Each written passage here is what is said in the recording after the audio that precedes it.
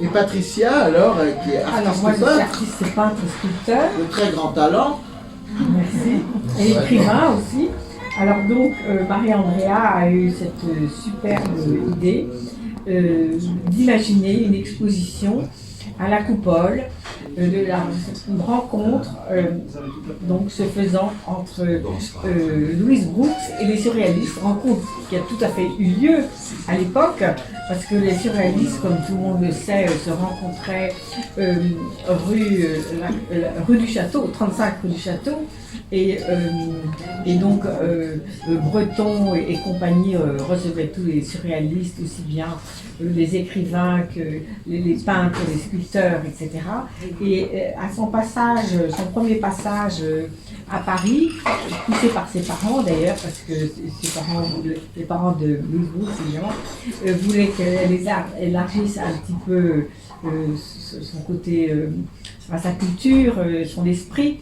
Parce qu'elle tournait un petit peu en rond à Hollywood et donc ce qu'il y a d'extraordinaire, c'est que cette rencontre a été absolument fulgurante entre les protagonistes.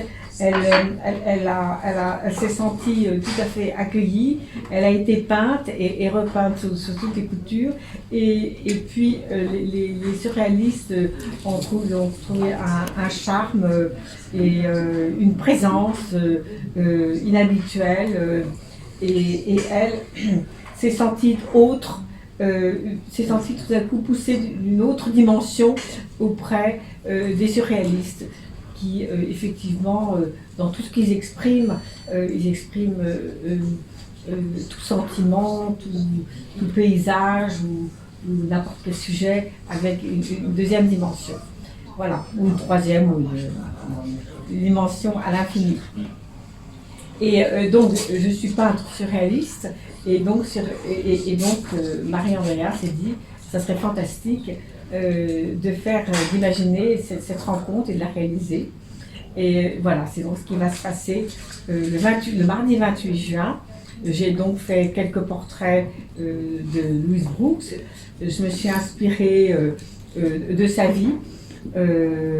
Alors, elle a eu une vie à multiples facettes, comme sa personnalité était de multiples facettes, parce qu'elle était d'une et d'autre, elle se voulait d'une façon et d'une autre, selon les rôles qu'on lui donnait et selon les rencontres qu'elle avait.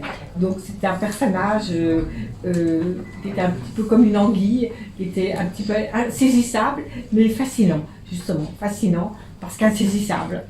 Alors voilà, elle voulait garder ce regard fixe, toujours fixe, qui ne devait émettre aucun sentiment, et ce qui était très très troublant.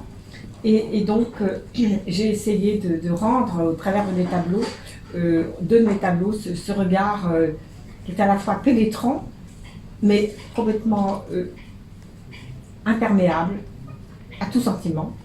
Mais je me suis quand même un petit peu lâchée, comme elle devait un petit peu se lâcher, parce que celui-ci, il est plein de tendresse. Voilà. Donc, écoutez, j'espère que vous viendrez partager ce moment, qui sera aussi un moment musical. Oui, avec Gersande Welker, qui était une chanteuse franco-américaine, voilà, et qui jouera, qui interprétera voilà, du Gershwin, voilà, des airs de l'époque. En musique live. Voilà, exactement.